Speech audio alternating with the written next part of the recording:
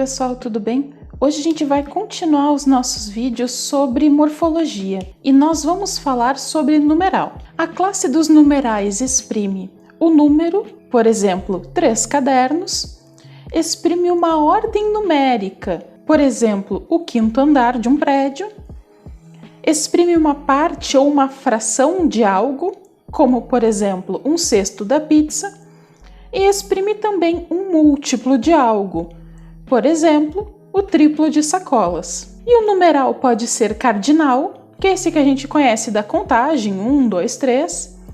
Pode ser ordinal, que é bem essa questão de dar uma ordem numérica, como primeiro, segundo, terceiro. Pode ser multiplicativo, como dobro, triplo, quádruplo. Ou fracionário, que é meio, terço, 1/5, 1/4.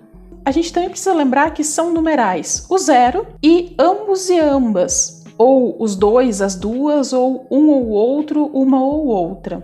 Também temos os substantivos coletivos numéricos, que não são numerais, são substantivos, mas que também têm essa ideia de numérico, como par, dezena, dúzia, centena, milheiro, que aqui nós temos os agrupamentos de números exatos. Nós sabemos que um par quer dizer 2, que uma dezena quer dizer 10, que uma dúzia quer dizer 12. Também temos o biênio, triênio, quinquênio, década, centenário, milênio, que são referentes a anos, e cada um desses substantivos se refere a um determinado número de anos. Da mesma forma que novena e quarentena se referem a dias, e bimestre, trimestre e semestre se referem a meses. Bom lembrar que último, penúltimo e antepenúltimo são, na verdade, adjetivos, e que metade é um substantivo. Cabe lembrar que nem todos os numerais flexionam. Por exemplo, os cardinais são invariáveis, exceto 1 e 1, 2 e 2, 200 e 200, aqui como exemplo de todos que têm esse final em entos e entas, que vão variar em número e gênero, e milhão e milhões também com a questão desse sufixo aqui, que vai variar conforme número e gênero. Os ordinais variam em gênero e número.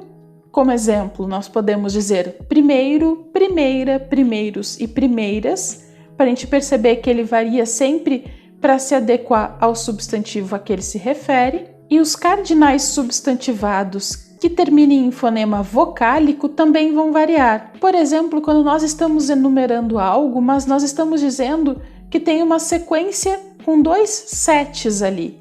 Então, nós vamos dizer que são 2 setes, são 2 números 7.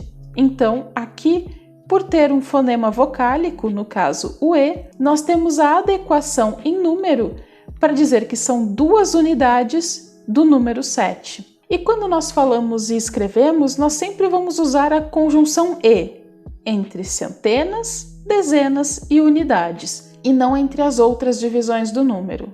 Bom, pessoal, quanto a numeral não tem muita coisa para a gente revisar porque é uma classe relativamente simples. São só algumas coisinhas que é bom a gente entender e a gente relembrar para poder seguir os estudos. Sempre lembrando que um numeral, na imensa maioria das vezes, vai se referir a um substantivo, como aqui em 3 cadernos, em 5º andar, um cesto de pizza e um triplo de sacolas. Porque enumerar é realmente dizer quanto daquilo que a gente está falando existe. E aquilo de que nós estamos falando, como nós já dissemos no outro vídeo, é sempre um substantivo, que é aquilo que nomeia as coisas. Inclusive, nós falamos aqui de substantivos ou de características de substantivos para um numeral, que é quando o numeral dá a característica de dar nome, ou quando nomeia a si próprio. Então, assim, nós seguimos nas classes que orbitam o substantivo. Nós já falamos de artigo, estamos falando de numeral e seguiremos falando das outras classes nos próximos vídeos.